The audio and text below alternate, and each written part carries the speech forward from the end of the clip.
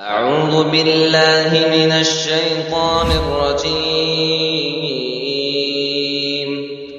بسم الله الرحمن الرحيم. فاسألوا أهل الذكر إن كنتم لا تعلمون. اللهم انفعنا بما علمتنا وعلمنا ما ينفعنا وزدنا علما. سوال کے جواب دینے سے پہلے قابل احترام صدر محترم کی آواز میں ملاتا ہوں کہ جس آدمی کو مسئلے کا علم نہ ہو اسے پوچھنا چاہیے. جس طرح پوچھنے کا ثواب ہے کہ آپ کے سوال کرنے سے آپ کو جواب مل گیا، اور جتنے لوگ اس صحیح جواب سے مطمئن ہو کر عمل کریں گے جتنا ان کو ثواب ملے گا اتنا ہی سوال کرنے والوں کو بھی اجر اور ثواب ملے گا. حدیث موجود ہے من دل علی خیر فلہ مثل اجر فاعلہ. لیکن آپ کے سوال نہ کرنے کی وجہ سے اگر آپ گمراہ ہوتے ہیں یا اس مسئلے کی تحقیق نہ کرنے کی وجہ سے اگر غلط مسئلے پر عمل کرتے ہیں تو جو مسئلے کے بارے میں سوال نہ کرے اور بغیر تحقیق کے عمل کرے اس پر نبی کی بد دعا ہے. کیا ہے؟ سنن ابن ماجہ وغیرہ کی حدیث ہے، نبی کی بد دعا ہے. آپ نے فرمایا قتلوہ قتلہم اللہ اما سالوا اذا لم يعلموا انما شفاء العی السؤال. جس طرح انہوں نے غلط فتویٰ دیا اور اس کی وجہ سے ایک صحابی کی موت ہو گئی، تو جنہوں نے غلط فتویٰ دیا اللہ ان کو غارت کرے، اللہ ان کو تباہ کر دے، اللہ ان کو ہلاک کر دے. جب مسئلے کا علم نہیں تھا تو انہوں نے کیوں نہیں پوچھا؟ کیوں؟ اس لیے کہ عاجز کی شفا کیا ہے؟ سوال کرنا ہے. تو بہرحال اللہ ہمیں صحیح اور درست جواب دینے کی توفیق عطا فرمائیں. اب آئیے کرسمس کی مناسبت سے جو کیک کٹتے ہیں یا اس کو بیچا جاتا ہے اس کے کئی برانچیز ہیں. عام باتیں یہی ہیں کہ یہ کیک جو لوگ کاٹتے ہیں یا بیچتے ہیں یہ کیک نہیں بلکہ فیک ہے. کیک نہیں بلکہ کیا ہے؟ فیک ہے یہ ہر اعتبار سے. اس لیے ایسے موقع پر اگر آپ کو کوئی دعوت دے یا کوئی گفٹ دے تو چونکہ اس کی نسبت غیر اللہ کی طرف ہے اس لیے اس کھانے کا کھانا صحیح قول میں جائز نہیں ہے. لیکن قبول کیا جائے یا نہ کیا جائے یہ مسئلہ ہے. تو اگر دعوتی مصلحت یہ ہے کہ اگر آپ اس کی دعوت کو قبول کرتے ہیں یا اس کے گفٹ کو قبول کرتے ہیں اور اس کی وجہ سے آپ کو ایک بہترین موقع ملتا ہے کہ آپ اسے دین کی دعوت دیں گے یا آپ اپنا اچھا اخلاق پیش کریں گے تو اس گفٹ کو قبول تو کیا جائے گا، لیکن کسی مسلمان کے لیے کھانا جائز نہیں ہے. کیونکہ اللہ نے سورہ بقرہ آیت نمبر 173 اور سورۃ المائدہ آیت نمبر 3 میں اللہ نے فرمایا وما اہل بہ لغیر اللہ وما اہل لغیر اللہ بہ. چلیے اب یہ اصل سوال جو آیا وہ یہ کہ بہت سی بیکریوں کے پاس مسلم بیکریوں کے پاس آفر لگے ہوئے ہیں اور آفر یہ ہے کہ 2 کیک پہ 1 کیک فری ہو جائے گا اور باضابطہ مبارکبادی لگے ہوئے ہیں. تو اس سلسلے میں کیا جواب ہے؟ اس مسئلے میں کسی زمانے میں کنفیوژن تھا. میں نے ہندوستان کی چن کر کے جو بڑے بڑے علماء ان میں سے سوال کیا جس میں سے بعض لوگ گزر گئے.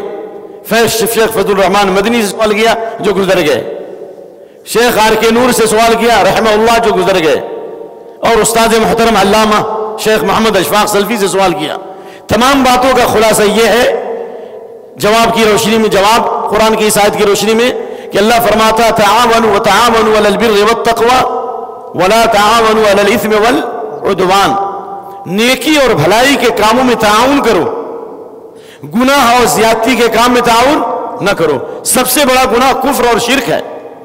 تو یہ کرسمس ڈے جو منایا جاتا ہے غیر اللہ کے نام پر، آپ کیک بیچ کر کے یا خرید کر کے یا اس کو ہدیہ تحفہ دے کر کے یا اس کو مبارکبادی دے کر کے گویا کہ آپ ان کا تعاون کر رہے ہیں کفر اور شرک پر، جبکہ اسلام نے کہہ دیا لکم دینکم ولی دین. آخر وہ رمضان کی مبارکبادی آپ کو دیتا ہے، آپ کی مسجدوں میں وہ لوگ آتے ہیں نہیں. تو جب وہ آپ کی عبادت نہیں کرتے تو آپ ان کی عبادت کیوں کریں گے؟ لنا اعمالنا ولکم اعمالکم، ہمارا عمل ہمارے لیے، تمہارا عمل تمہارے لیے. اس لیے ایسے موقع پر شیطانی آفرز آتے ہیں تو ان سارے آفروں کو ٹھکرا دیجئے اس آیت کی روشنی میں. سبحان اللہ وبحمدہ سبحان اللہ العظیم یا ایھا الذین آمنوا لیبلونکم اللہ بشیء من الصید تنالہ ایدیکم ورماحکم لیعلم اللہ من یخافہ بالغیب فمن اعتدى بعد ذلك فلہ عذاب علیم. اللہ نے حالت احرام میں شکار سے منع فرمایا، لیکن اللہ نے آزمایا صحابہ کو.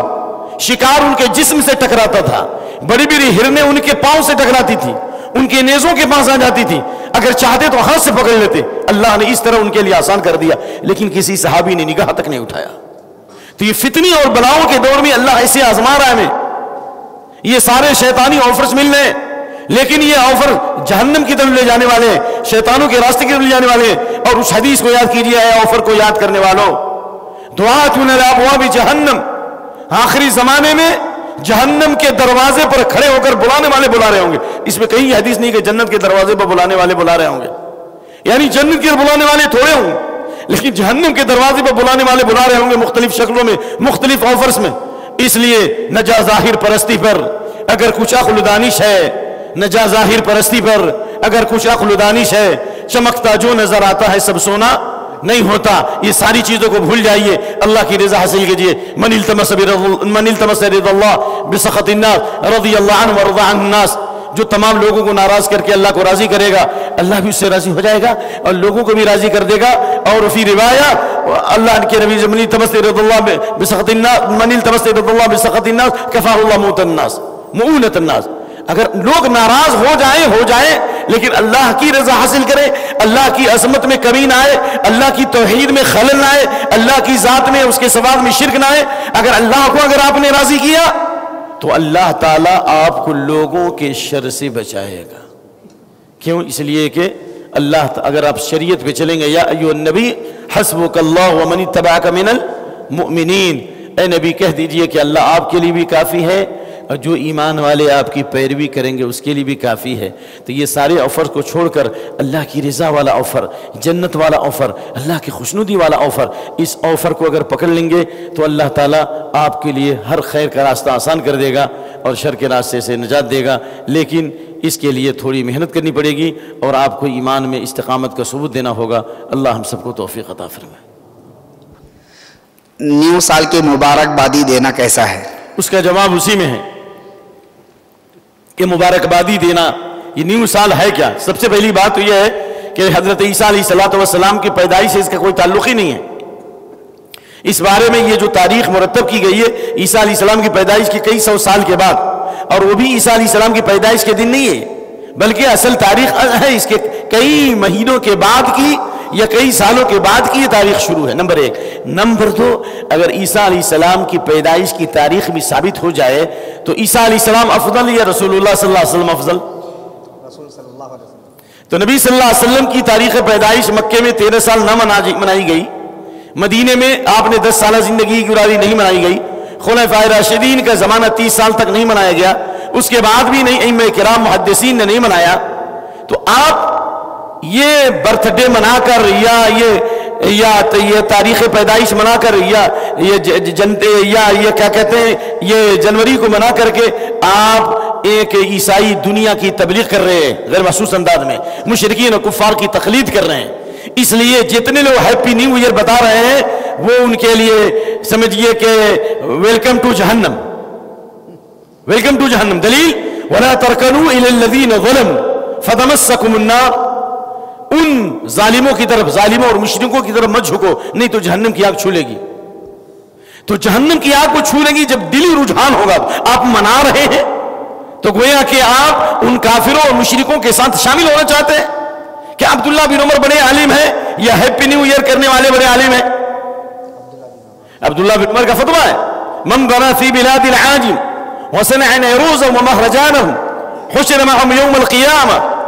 جو مشرکوں اور کافروں کے علاقے میں گھر بنائے، ان کے نوروز کو، ان کے جشن کو، ان کے کلچر کو، ان کی ریت کو، ان کے کسی بھی مینیفیسٹو کو اپنائے، ان کے کسی یونیفارم کو اختیار کرے، تو انہی کافروں کے ساتھ یہ مسلمان اٹھائے جائیں گے. تو ہیپی نیو ایئر منانے والوں عیسائیوں کے ساتھ اٹھائے جاؤ گے، نصارہ کے ساتھ اٹھائے جاؤ گے، آپ کو منظور ہے؟ ایک تو یہ تو کہو کہ وہاں دیکھا جائے گا، وہاں دیکھا جائے گا، لیکن دنیا میں بھی نقصان ہے. دنیا میں نقصان یہ ہے، عبداللہ بن مسعود کا یہ قول امام ابن حناد نے الزہد میں اور عبداللہ بن مبارک نے الزہد میں نقل کیا بالکل قوی سند کے ساتھ، حسن درجے کی روایت. لا يشبه الزی الزی حتی تشبه القلوب القلوب. جب کسی قوم کی روش کو اپنایا جائے، اس کے کلچر کو اپنایا جائے، تو اللہ تعالیٰ ان مسلمانوں کے دلوں کو انہی کافروں کی طرح کر دے گا. یعنی ان کی برائیاں، ان کی اخلاقی خرابیاں اور ان کے فساد اور ان کی طغیانیاں، ان کے فسق و فجور ہمارے دل میں داخل ہو جائیں گے. اور اللہ تعالیٰ فرماتا ہے وَيُرِيدُ الَّذِينَ يَتَّبِعُونَ الشَّهَوَاتِ أَن تَمِيلُوا مَيْلًا عَظِيمًا. یہ ہیپی نیو ایئر کے ذریعے جو فحاشی و بے حیائی کے بورڈ لگتے ہیں، جو مردوں عورتوں کا اختلاط ہوتا ہے، جو اس میں ظلم اور معصیت کی جاتی ہے، تو اس کے اندر سب سے بڑی بات یہ ہے کہ یہود و نصارہ کی یہ سازش ہے جسے امام طبری نے نقل کیا. ہر دور ہر زمانے میں یہود و نصارہ اس بات کی سازش کرتے رہے کہ ہم تو ڈوبے ہیں صنم، تجھ کو بھی لے ڈوبیں گے. اس کی تفسیر ہے، ہم تو ڈوبے ہیں صنم، تجھ کو بھی لے ڈوبیں گے. خود تو ہل گئے، تم کو بھی ہلانے کی کوشش کرتے ہیں. یعنی جس طرح فحاشی اور زناکاری مطلع ہو گئے، یہ اس خوشی کے نام پر مرد و عورت کا اختلاط، یہ فحاشی اور ریانیت، یہ چاہتے ہیں کہ جس طرح وہ زناکاری اور فحاشی کی وجہ سے تباہ و برباد ہو گئے، تم کو بھی تباہ و برباد کرنا چاہتے ہیں. اس لیے یہ ریڈ چینل ہے، یہ ریڈ چینل ہے. طوفان سے پہلے خاموشی، یعنی یہ اس بات کی علامت ہے کہ اس کے بعد تباہی و بربادی آنے والی ہے. اس لیے اسے توبہ کیا جائے اور کسی حال میں اس میں شامل نہ ہو. اگر ہوتا تو نبی صلی اللہ علیہ وسلم کی تاریخ پیدائش منائی جاتی اور اس دن سے تاریخ منائی جاتی، لیکن مسلمانوں کا ہجری سال نبی صلی اللہ علیہ وسلم اور صحابہ کی ہجرت سے شروع ہوتا ہے. اس کے باوجود بھی اس نام پر کوئی خوشی و مسرت نہیں منائی گئی. ہاں منانا ہو تو غم مناؤ کہ ہم نے جو دین اور ملت لیا تھا اس کو ہم نے پامال کر دیا اور وہ چمن ہی لٹ گیا جس میں بہار آنے کو تھی. کس چیز کی خوشی منانا چاہتے ہو؟ سب تو لٹ گیا، ایمان لٹ گیا، اخلاق لٹ گیا، عزتیں لٹ گئی اور یہود و نصارہ پہ قابض ہو گئے. دنیا کے سارے دشمنان ہم پر حاوی ہیں.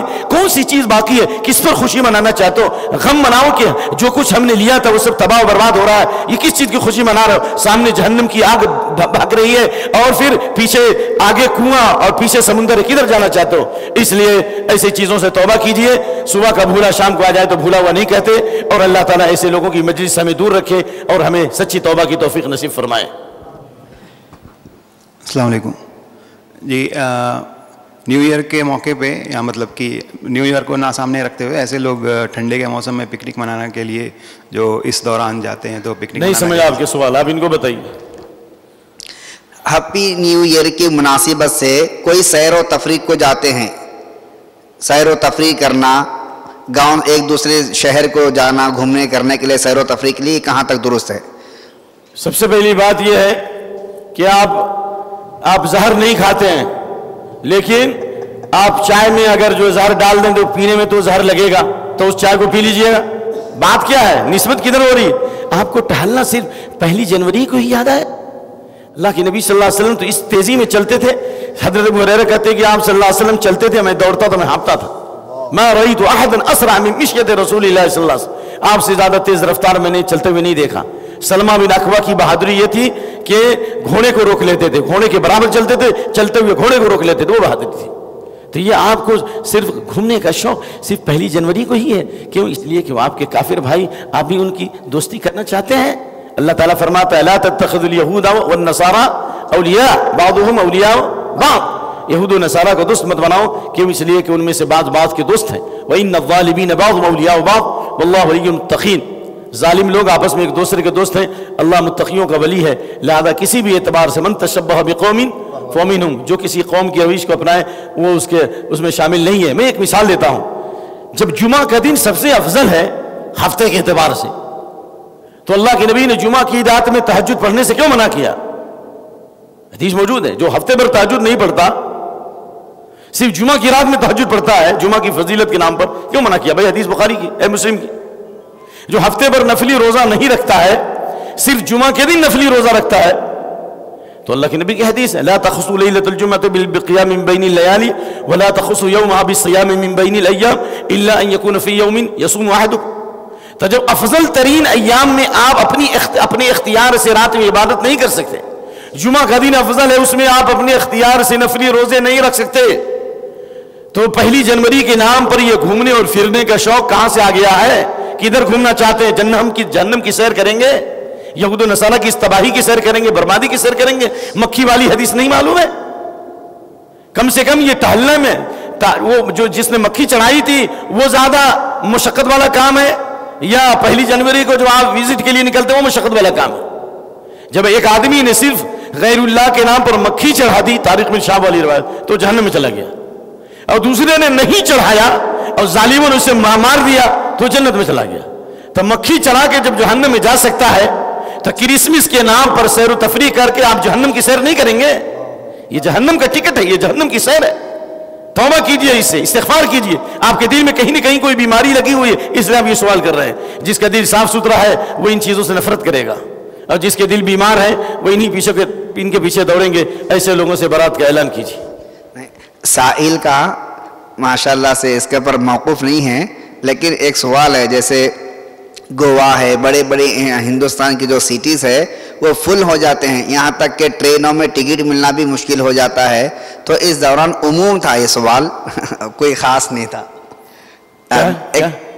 سائل کا جو سوال تھا یہ عموم ہے. نہیں، گرچہ ان کا سوال تھا، لیکن یہ سوال کا جواب ان کے لیے نہیں ہے. آواز جہاں تک جاری ہے الحمدللہ بہت هذا القرآن لأنذركم به ومن بلغ، میری طرف وحی کی گئی تاکہ میں تم کو بھی ڈراؤں گا. جہاں تک یہ آواز جائے گی ان سب کے لیے جی. ایک سوال ہے شیخ، الحمدللہ جزاک اللہ خیرہ. بھائی کی اہلیہ کو دودھ نہیں آتا ہے تو کیا وہ بہن کی بھی ڈیلیوری ساتھ میں ہوئی ہے تو بہن بھائی کے بچوں کو دودھ پلائے گی تو رضاعت کب ثابت ہوگی؟ کوئی بھی عورت، حدیث ہے آپ صلی اللہ علیہ وسلم کی جو حدیث ہے، یحرم من الرضاعۃ ما یحرم من النسب، جو جس طریقے سے نسب سے جو حرمت ثابت ہوتی ہے رضاعت سے بھی وہ حرمت ثابت ہوتی ہے. تو اگر پہلے سے ایک رشتہ ہے وہ رشتہ اپنی جگہ پر رہے گا، لیکن رضاعت والا جو رشتہ ہوگا وہ اس پر مقدم ہو جائے گا، کیوں؟ اس لیے دودھ پلانے کی وجہ سے وہ اس کی ماں بن جائے گی. تو وہ پہلی والی رشتہ داری کے مقابلے میں یہ رشتہ داری غالب آئے گی.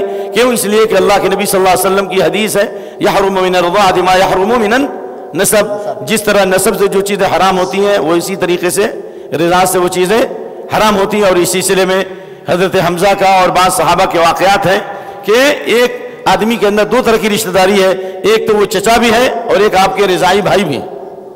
تو بہرحال دونوں کا اعتبار ہوگا، لیکن رضاعت کا جو حکم ہوگا وہ ماں کی حیثیت سے وہ غالب ہوگا، اور اس کے بچے آپس میں بھائی بہن ہوں گے اور ان سے شادی کرنا جائز نہیں ہے. واللہ اعلم.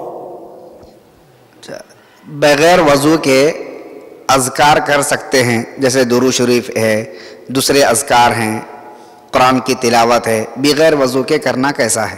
بغیر وضو کے اذکار کرنے میں کوئی حرج نہیں ہے.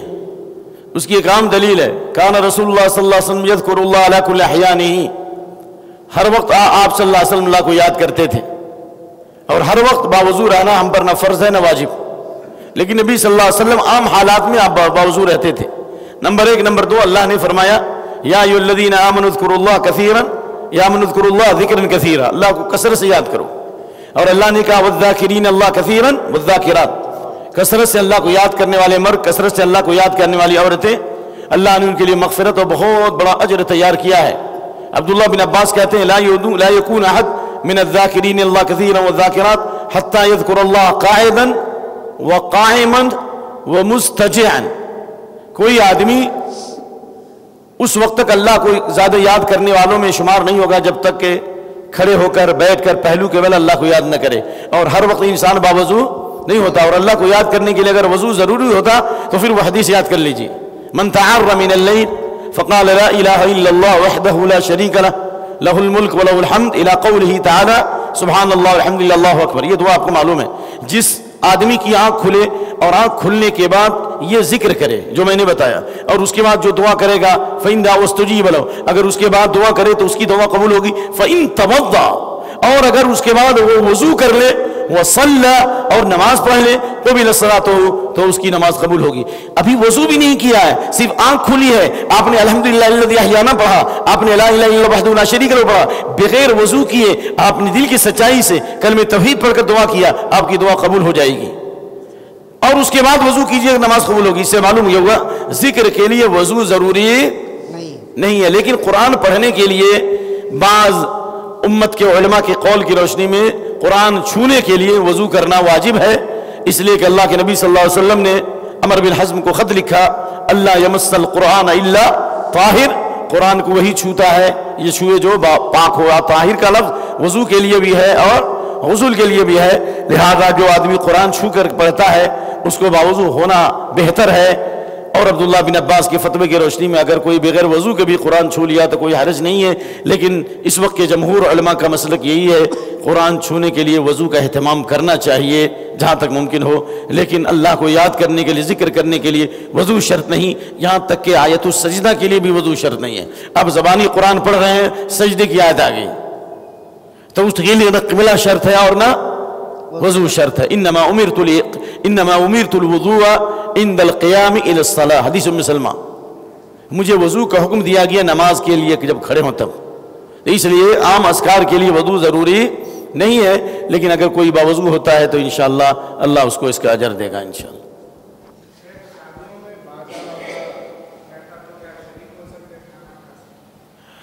باجا گاجا جو ہوتا ہے یہ شیطان کا، یہ شیطان کی آواز ہے، الجرس من مزامیر الشیطان، اس لیے یہ دیکھیے کہ اگر تقویٰ تو یہی ہے کہ ایسی شادیوں میں شرکت نہ کریں، جس طرح حضرت ابو ایوب انصاری رضی اللہ تعالیٰ عنہ عبداللہ بن عمر کے گھر گئے، ان کے گھر والوں نے کوئی پھول پتی لگا دی تھی تو کہا کہ یہ تو اسراف فضول خرچی ہے، ابو ایوب انصاری اس میں شادی میں شریک نہیں ہوئے، بھاگ آئے، چلے آئے رضی اللہ عنہ۔ اور یہاں پر باجا اور گاجا یہ صحیح منکرات میں داخل ہے، لعنت ہے اس کے اوپر، نہیں ہے ملعنت؟ آخری زمانے میں لوگوں کے چہروں و شکلوں کو بندر و سور سے بدل دیا جائے گا۔ اذا زارت القینات والمعازف، جب گانے والیوں کی کثرت ہو، گانے و باجے کے سامان پھیل جائے۔ عبداللہ بن عمر نے اپنے کان میں انگلی ڈالی تھی اور کہا تھا میں نے اللہ کے نبی کو دیکھا تھا اسی طرح انگلی ڈالتے ہوئے، تو یہ صریح منکرات ہے، ہم کھا کر کے گویا اس کی تائید کر رہے ہیں، لیکن اگر اللہ نے آپ کی زبان میں تاثیر دی ہے اور وہاں اس باجے اور گاجے کے ساتھ اگر آپ کو بیان کا موقع ملتا ہے اور کہتے ہیں کہ یہ سب کے سب حرام اور ناجائز ہے، اس سے بچنا ضروری ہے، اگر آپ وہاں بیان کرتے ہیں تو ٹھیک ہے، اور اگر نہیں بیان کرتے ہیں اور اس طرح کے منکرات ہو رہے ہیں تو ایسی مجلسوں میں شرکت نہیں کرنا چاہیے۔ قرآن سے بھی منع ہے، قرآن سے بھی منع ہے، دلیل والذین لا یشہدون الزور، زور کی ایک تفسیر ہے جھوٹی گواہی دینا، اور مجاہد اور اکرمہ اور ابن کثیر نے کئی سلف سے قول نقل کیا جو گندی جگہیں ہوں، جو جھوٹی جگہیں ہوں، جو مکر و فریب کی جگہیں ہوں، جو گانے باجے کی جگہیں ہوں، جہاں منکرات ہوتا ہو وہاں پر رحمان کے بندے حاضر نہیں ہوتے، ان سے دور رہنا چاہیے، اور کہہ دیجئے کہ ہم تم سے دور ہیں، تم ہم سے دور رہو، جب تک کہ تم دین پر نہیں چلو گے ہمارا تم سے کوئی تعلق نہیں۔ جزاک اللہ خیر۔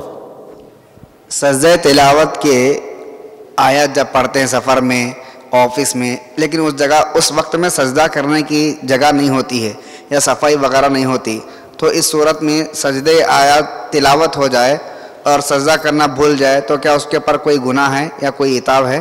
اولاً سجدہ تلاوت واجب نہیں ہے، یہ مسئلہ مدینے میں چھڑا تھا، ایک ہمارے مفتی صاحب تھے اللہ ان کو ہدایت دے، انہوں نے ضد اور ہٹ درمی کی کہ سجدہ تلاوت واجب، ہم نے کہا ائمہ ثلاثہ امام مالک، امام شافعی، امام احمد بن حنبل، جمہور محدثین کے نزدیک سجدہ تلاوت واجب نہیں ہے، ٹھیک ہے؟ اس کی دلیل خود موجود ہے بخاری میں کہ اللہ کے نبی نے زید میں ثابت نے تلاوت کی سورہ نجم تو آپ نے ایک دفعہ سجدہ کیا، دوبارہ سجدہ نہیں کیا۔ عمر بن خطاب رضی اللہ تعالیٰ عنہ نے سورہ نحل کی تلاوت کی، سجدے کی آیت آ گئی خطبے میں تو آپ ممبر سے اترے اور آپ نے سجدہ کیا، دوسرے جمعہ میں صرف اسی آیت کو پڑھا اور سجدہ نہیں کیا اور کہا کہ سجدہ تلاوت واجب نہیں ہے، اور اتنے سارے صحابہ تھے۔ فعلیکم بسنتی وسنت الخلفاء الراشدین، میری سنت کو لازم پکڑو، خلفاء راشدین کی سنت کو لازم پکڑو، اس لیے سجدہ تلاوت واجب نہیں ہے۔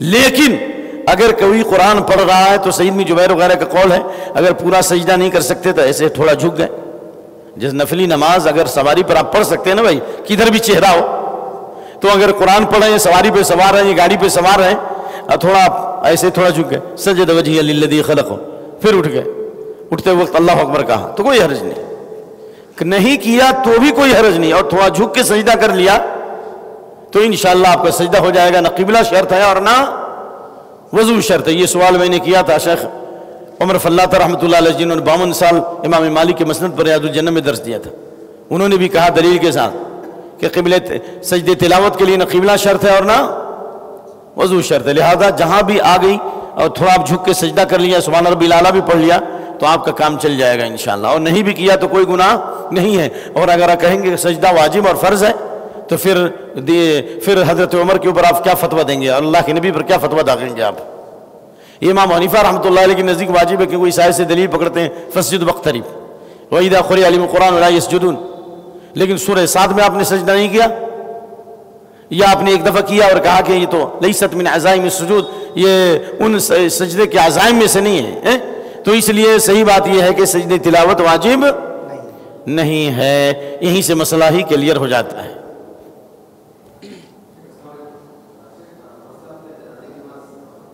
جی قبرستان میں جنازے کی نماز پڑھ سکتے ہیں بے کیا؟ شمار حدیثیں موجود ہیں جنازے کی نماز کے تعلق سے. ابو بخاری کی حدیث، مسلم کی حدیث پڑھ لیجیے.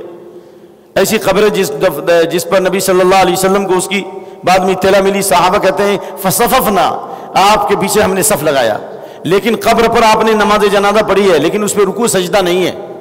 رکوع سجدہ نہیں ہے، نمبر 1. نمبر 2، وہ حدیث جو کان امرأۃ تقم المسجد، جو عورت مسجد میں صفائی کرتی تھی، جھاڑو دیتی تھی، جب مر گئی تو صحابہ نے نہیں بتایا آپ کو.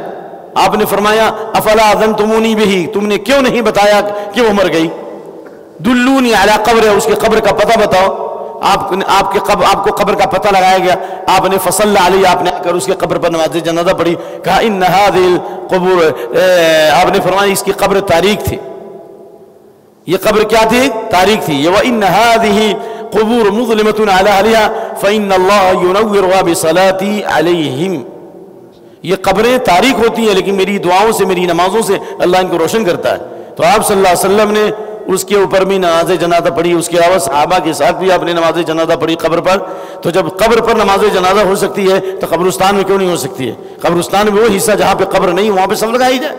لیکن عام حالات میں کوشش کیجئے کہ ایسی جگہ نماز جنازہ پڑھیے جہاں پر قبر نہیں ہو، الگ تھلگ ہو، یعنی قبرستان سے الگ وہ زمین ہو جہاں پر قبر نہیں ہو. کیوں؟ اس لیے کہ قبر کے قریب اگر ہمیشہ نماز جنازہ ہوگی تو پاؤں سے رودا جائے گا، اس کی بے حرمتی ہوگی. اور اللہ کے نبی نے فرمایا ان حرمت المیت کحرمتہ حیا، زندہ آدمی جس طرح قابل احترام ہے، مردہ آدمی بھی اسی طرح قابل احترام ہے. جوتے اور چپل کے ساتھ ایک شخص قبروں کے بیچ میں چل رہا تھا، ابو داؤد کی حدیث ہے. تو آپ نے فرمایا یا صاحب السبتیین اخلعہما، اے سبتی جوتا پہننے والو اپنے دونوں جوتوں کو نکال لو. تو اگر قبروں کے پاس اگر اجتماعی نماز جنازہ ہو تو قبروں کی بے حرمتی ہوگی. کبھی کبھار آپ صلی اللہ علیہ وسلم نے قبر پر پڑھ لیا کیونکہ آپ اس کے وقت موجود نہیں تھے. اس لیے اہل علم کے راجح قول میں جنازے کی نماز ایسی جگہ ہونی چاہیے عام طریقے سے جو قبرستان سے الگ تھلگ ہے اور اس بیچ میں کوئی قبر نہیں ہے. واللہ عالم. جس طرح مسجد نبی کے قریب جنازہ پڑھتے تھے آپ صلی اللہ علیہ وسلم، بقی کے باہر اپنے زمانے میں. السلام علیکم شیخ. شیخ جیسا اللہ کے رسول جب ظہر یا عصر پڑھتے تھے تو سورہ بروج یا سورہ طارق پڑھتے تھے، یہ صحیح ہے کیا شیخ؟ اس سلسلے میں جو حدیث ابو سعید خدری کی جو حدیث آتی ہے کہ آپ صلی اللہ علیہ وسلم کی ظہر کی پہلی 2 رکعت الف لام میم سجدہ کے بقدر ہوتی تھی اور ظہر کی آخری 2 رکعت اس کی نصف ہوتی تھی، اور اسی طریقے سے عصر کی جو پہلی 2 رکعت وہ ظہر کی پہلی 2 رکعت کا نصف ہوتی تھی اور آخری 2 رکعت اس کے نصف ہوتی تھی. تو اس لیے جو ہے اس حدیث کے اندر عموم ہے. اور صحابہ کہتے ہیں کہ ہم لوگ، حضرت جابر کی روایت ہے، ہم لوگ ظہر کے نبی صلی اللہ علیہ وسلم کے پیچھے ظہر اور عصر کی پہلی 2 رکعتوں میں سورہ فاتحہ اور ایک سورت پڑھا کرتے تھے. تو سورت عام ہے کچھ بھی. اب اس سلسلے میں آپ نے کبھی جہری نمازوں میں، سری نماز میں وَيُسْمِعُونَ الْقُرْآنَ احیاناً، کبھی کبھار آپ صلی اللہ علیہ وسلم سری نماز، سری سمجھتے ہیں نا ظہر اور عصر میں، کبھی کبھی کوئی آیت آپ آواز سے پڑھ دیتے تھے. تو مثال کے طور پر آپ نے کبھی سورہ بروج پڑھی، وَالسَّمَاءِ ذَاتِ الْبُرُوجِ یا وَالسَّمَاءِ وَالطَّارِقِ، تو کوئی آیت آپ نے پڑھ دی وَالسَّمَاءِ وَالطَّارِقِ، وَالسَّمَاءِ ذَاتِ، کوئی بات آپ کی زبان سے. لیکن اب یہ کہنا کہ سورہ طارق سورہ بروج نبی نے پڑھا اس لیے یہی پڑھنا سنت ہے، یہ حدیث کے روح کے خلاف ہے. کیوں؟ اس لیے کہ حضرت جابر کہتے ہیں کہ نبی صلی اللہ علیہ وسلم کے زمانے ہم لوگ آپ کے پیچھے ظہر اور عصر کی پہلی 2 رکعتوں میں سورہ فاتحہ اور سورت پڑھتے تھے. اور ابو سعید خدری کی روایت ہے کہ آپ صلی اللہ علیہ وسلم کی ظہر کی پہلی 2 رکعت ہوتی تھی الف لام میم سجدہ کے برابر ہوتی تھی، تو سورہ بروج تو 3 بار پڑھ لیں گے، سورہ طارق تو 4 بار پڑھ لیں گے. تو اس لیے یہ عام آیات ہے، اس لیے اتفاقیہ آپ نے کبھی سورہ بروج پڑھ لی، کبھی طارق پڑھ لی، کبھی کوئی اور سورت پڑھ لی، کیونکہ آپ نے فرمایا اس مسیح الصلاح کو فقرأ ما تیسر معک من القرآن، قرآن سے جو آسان ہو کیا کرو، پڑھو. واللہ اعلم.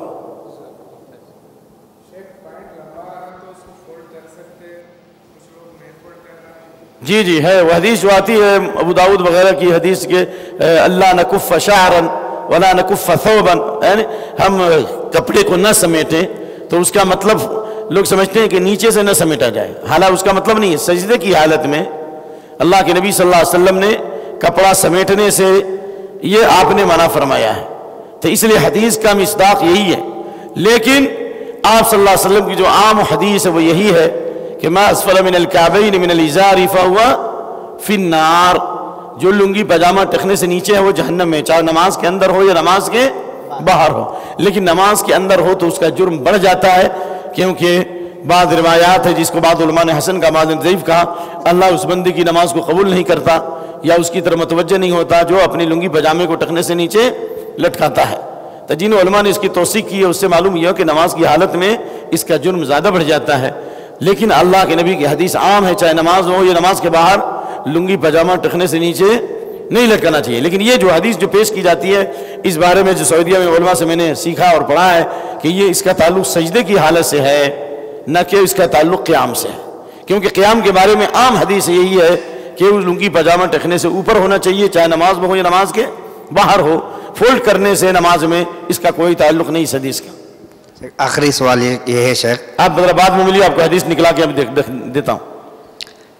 ایک سوال یہ ہے شیخ، لڑکی کی شادی فہم سے پہلے ہوئی، کس سے؟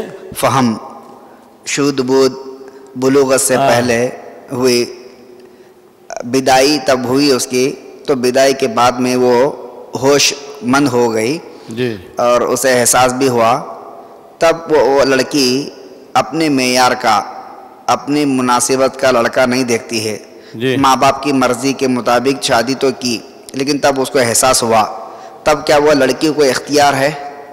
حدیث کئی حدیثیں ہیں۔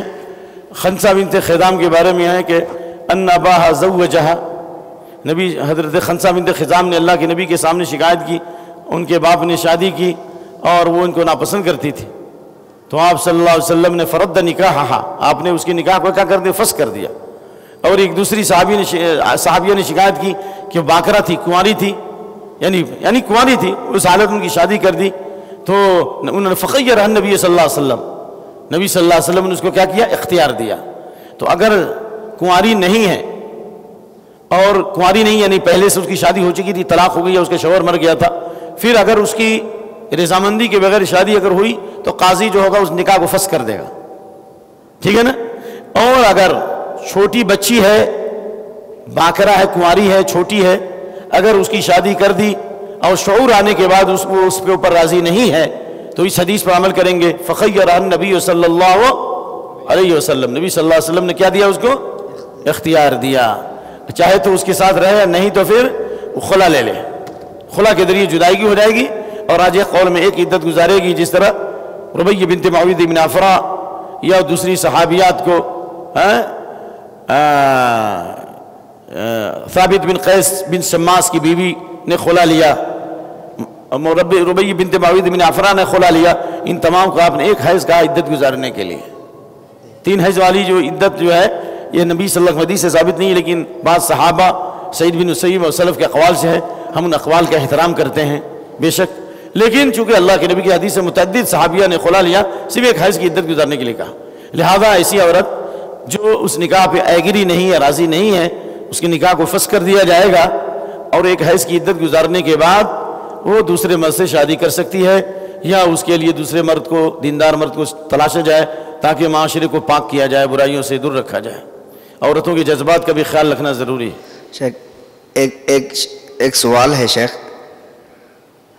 شوہر اگر ظلم کرتا ہے کہ اس کے مخصوص اعضاء کو عورت سے جبر اور زبردستی کرتا ہے، کیا کرتا ہے؟ شوہر جو ہے عورت سے یہ چاہتا ہے کہ اس کے مخصوص اعضاء تناسل کو جو ہے اس کو جو ہے لعاب کرے، اس کو مس کرے، اس طریقے سے کرتا ہے، اب وہ لڑکی نہیں چاہتی ہے کہ اس طریقے سے کرے، لڑکی کو ناپسند ہے، پھر بھی وہ جبر کرتا ہے، یہ ایک یعنی تو اس طریقے سے کہ وہ چاہتا ہے کہ بھائی میں بھی ایسے لطف اندوز ہوں جو جیسے شرابی، کبابی، بدماش، زانی رہتے ہیں، ٹی وی ہے گھر میں، وہ ٹی وی کے اندر وہ چیزوں کو دکھاتا ہے حرکت کرنے پر اور ابھارتا ہے کہ اس طریقے سے آپ میرے ساتھ بھی کرو، میں بھی ایسے لطف اندوز ہونا چاہتا ہوں، وہ ٹی وی دکھا کر کے یا یہ تمام چیزیں کر کے کرتا ہے۔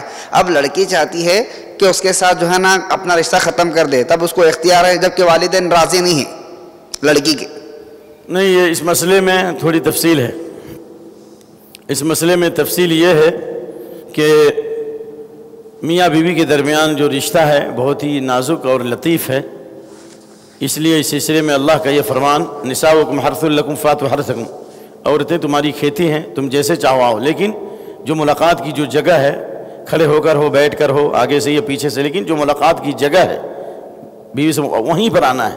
اس کے علاوہ جو دوسرے اعمال ہوتے ہیں، جس طریقے سے اعضائے تناسل کو چوسنا یا اسی طریقے سے کیمرہ لگا کے تصویر لینا، اللہ رب العالمین کا فضل ہے کہ غریب کی نظر اس فتوے پہ گزری ہے. لجنہ دائمہ جو سعودیہ کی افتاء کمیٹی ہے، انہوں نے اس پر حرمت کا فتویٰ دیا ہے. ایک تو یہ تو حرام ہے اس وجہ سے بھی، اور پھر یہ کہ یہ دوسری قوم کی مشابہت ہے اور حیوانیت اور درندگی ہے. تو بہرحال ایسا کرنا درست نہیں ہے. جہاں تک اللہ تعالیٰ نے اجازت دی ہے آپ اسے بھی کیجیے. اور اس بنیاد پر اگر میاں بیوی میں اختلاف ہو تو خلا تک نوبت نہ جانی چاہیے، بلکہ اللہ نے فرمایا وَإِنْ خِفْتُمْ شِقَاقَ بَيْنِهِمَا فَابْعَثُوا حَكَمًا مِنْ أَهْلِهِ وَحَكَمًا مِنْ أَهْلِهَا إِنْ يُرِيدَا إِصْلَاحًا يُوَفِّقِ اللَّهُ بَيْنَهُمَا. اگر اس طرح کے اختلافات ہو رہے ہیں تو لڑکی والے کی طرف سے ایک آدمی اس کے خاندان کا اور لڑکے کی طرف سے ایک آدمی اس کے خاندان کا مل کر کے اگر یہ دونوں خیر و بھلائی چاہتے ہیں تو ان میں صلح کرا دی جائے گی. اگر یہ دونوں بھلائی چاہتے ہیں تو اللہ ان کے دلوں میں الفت و محبت پیدا کر دے گا.